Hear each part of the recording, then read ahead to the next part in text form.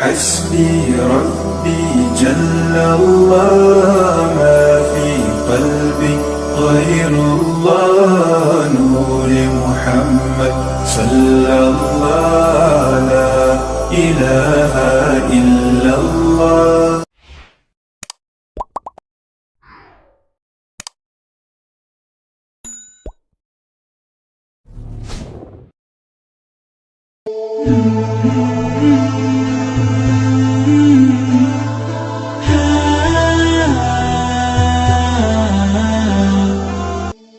Karena besok kalau kita dipanggil oleh Allah, kita butuh doa, butuh didoakan.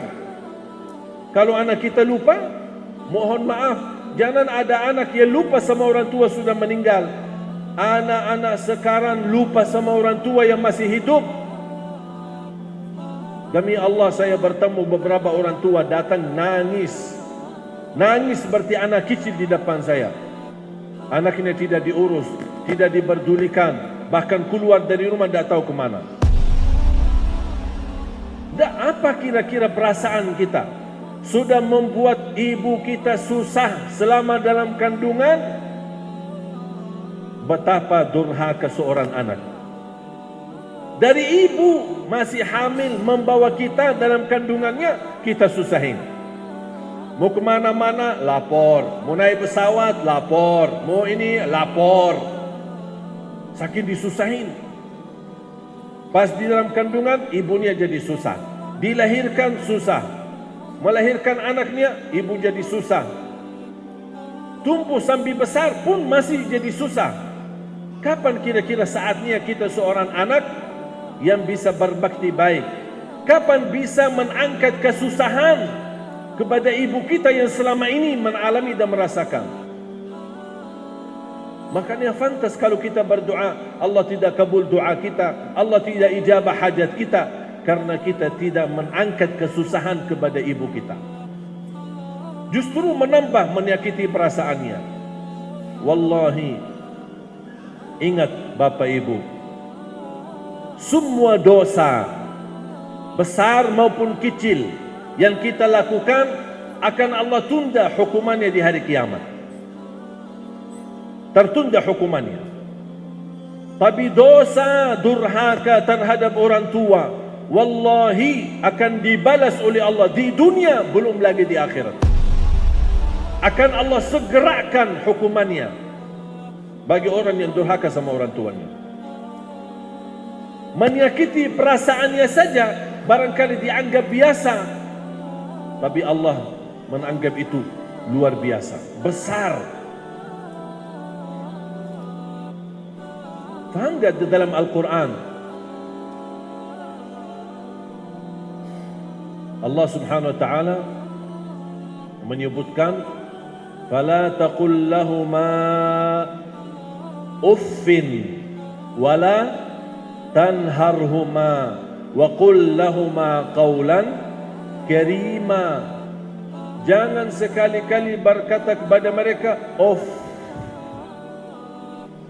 Apa arti uff bahasa Indonesia?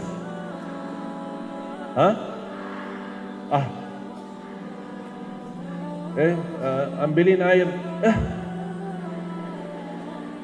Walaupun sudah bilang kemudian kita pergi ambil air, dibawa airnya, tapi sebelumnya sudah ucapkan dosa. Dan bawa air baik tidak ada dapat pahalanya, sia-sia. Dan dapat dosa menyakiti perasaan mereka, orang tua. Saja tidak boleh. Yang lebih menarik firman Allah kelanjutannya, wala tanharhuma. Maksudnya apa wala tanharhuma? Jangan menegur mereka dalam kondisi memarahi atau menganggap mereka bodoh. Contoh, saya kasih contoh biar faham ayat ini. Orang tua duduk di depan TV, megang remote kan?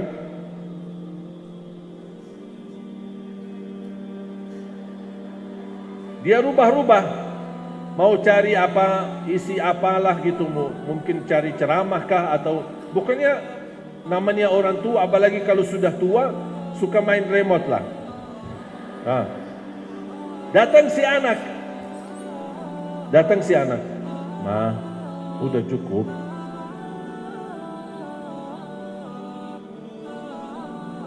Bahkan ada yang anak bilang, ma udah diamin, mana remote-nya nih.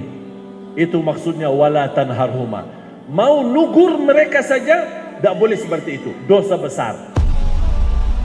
Terus bagaimana kalau saya mau nugur mereka?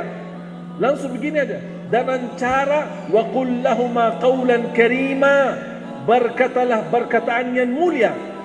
Ma, kenapa ma? Nih, begini ma, begini. Amin. Ini suka nggak? Dah suka ya? Nih, suka nggak? Suka. Nih, nah. Udah sampai dia puas.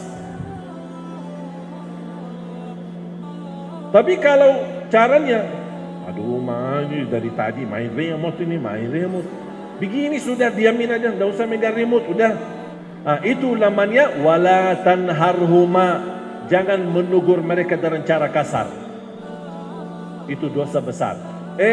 Bapak ibu, ada nggak dosa besar dan kecil? Ada kan? Ada dosa besar. Kalau sama orang tua tidak ada kecil, semuanya besar. Hati-hati. Makanya yang sudah punya orang tua masih hidup, mohon jamaah sekalian, mohon ambillah keridhaan mereka. Bukan dari mulut mereka ridha, tapi benar-benar hati mereka ridha terhadap kita. Bagi orang tua yang sudah tidak ada, apakah pasti kita banyak salah? Pasti kita merasa banyak kekurangan. Ada enggak amalan yang buat saya bisa berbakti baik sama mereka? Mudah-mudahan dengan berbakti baik sesudah mereka meninggal, mudah-mudahan menutupi kekurangan saya. Ada enggak? Ada. 2. Doa. Jangan lupa doakan mereka setiap waktu dan setiap saat. Rabbighfir lahuma warhamhuma kama rabbayani saghira. Setiap salat, di sujud pun boleh. Subhana rabbiyal a'la, subhana rabbiyal a'la, subhana rabbiyal a'la. Rabbighfir lahuma warhamhuma kama rabbayani saghira. Di sujud baca itu setiap sujud. Apalagi kalau bisa menangis. Barangkali mudah-mudahan titisan air mata yang menunjukkan perasaan menangis karena kita banyak kekurangan terhadap mereka dan mereka sudah tidak ada. Mudah-mudahan titisan air mata mengampuni dosa dan menjadi saksi baik di hadapan Allah untuk orang tua. Terus ada lagi enggak amalan? Ada, bersedekah. Ada orang datang kepada Rasul, ya Rasulullah, ibu saya meninggal, sudah wafat. Bagaimana saya bisa berbakti baik, bisa beramal untuk ibu? Apakah saya boleh bersedekah? Kata Rasulullah SAW, boleh bersedekah. Fatasaddaq anha, tasaddaq, bersedekahlah atas nama ibumu. Saya sering mengingatkan jamaah, di setiap acara atau di masjid, majlis ta'lim, tabligh akbar atau jumatan bapak-bapak, pasti ada kotak amal atau terkumpul sedekah. Bapak ibu pasti buka tas mau bersedekah. Sering saya ingatkan jamaah, setiap buka tas mau bersedekah, jangan lupa nawaitu, ya Allah, aku titipkan pahala sedekah ini untuk ibuku.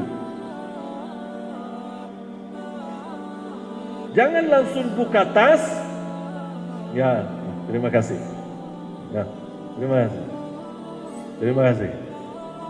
Lupa niatnya. Nanti terhitung sedekah itu hanya untuk diri kita.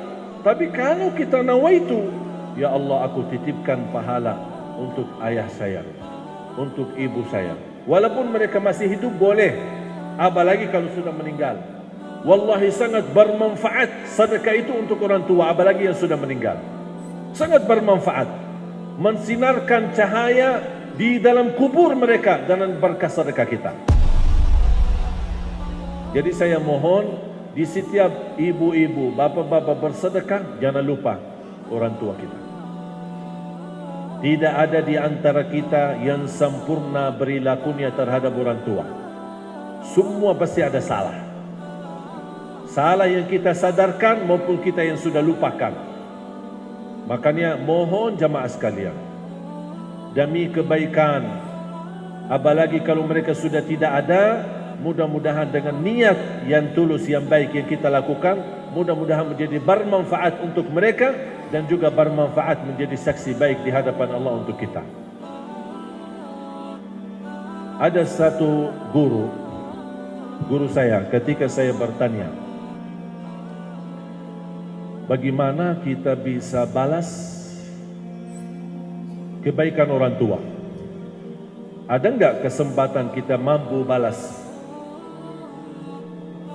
jasa orang tua? Kesusahan ibu terutama sejak dia mengandung kita sampai besar, sampai kita nikah dan berkeluarga. Dan subhanallah betapa tulus dan ikhlas hati mereka. Kita sudah nikah, tidak ada tanggung jawab mereka, tapi tetap masih memberikan perhatian. Jangankan kita, kalau sudah kita punya anak, masih diurusi orang tuanya. Saya sering jamaah pas lagi jalan-jalan ke Bandung atau jalan-jalan ke Jogja, terus anaknya mana? Saya titip sama ibu saya, saya titip sama ayah saya. Betul nggak? Itu sering terjadi. Jadi kita tidak sendiri membuat mereka susah, malah anak kita juga, cucunya. Tapi subhanallah, orang tua kita tulus, ikhlas. Bukan melayani kita saja, melayani cucu kita kalah. Benar kita kalah. Kira-kira apa yang kita bisa balas buat jasa mereka? Tidak bisa. Kita dilayani, anak kita pun dilayani. Bahkan subhanallah, kalau bapak ibu memperhatikan mereka, melayani anak kita yang menjadi cucu bagi mereka, tulus dan ikhlas, bahkan senang, merasa nikmat, bahagia. Makanya saya bertanya sama guru saya, kira-kira ada enggak kesempatan kita bisa membalas jasa orang tua, membalas kebaikan? Ketika saya bertanya, waktu itu guru saya duduk dan seperti menunduk kepalanya. Begitu saya bicara seperti ini, dia langsung berkata, mau balas kebaikan orang tua ya? Mau balas ya? Memang kamu bisa balas? Maaf guru, saya hanya ingin tahu kalau ada kesempatan kita bisa balas, ya kita pasti berupayalah. Begini, kalau kamu tulus, ikhlas dan bersedia untuk dikupas kulitnya sendiri, dikupas kulitnya, ada enggak? Bisa enggak? Mau enggak dikupas kulitnya? Kata beliau, kalau kamu ikhlas, bersedia untuk dikupas kulitnya dari ujung kepala, dari kepala sampai ujung kaki, dan kulit itu dikumpulkan, dijahit. Untuk apa? Bikin sandal untuk ibu kita, belum sedikit pun bisa balas. Maaf, bisa nggak terbayang? Bisa nggak terbayang? Kulit kita dikupas dan diikhlaskan untuk ibu kita, belum bisa membalas.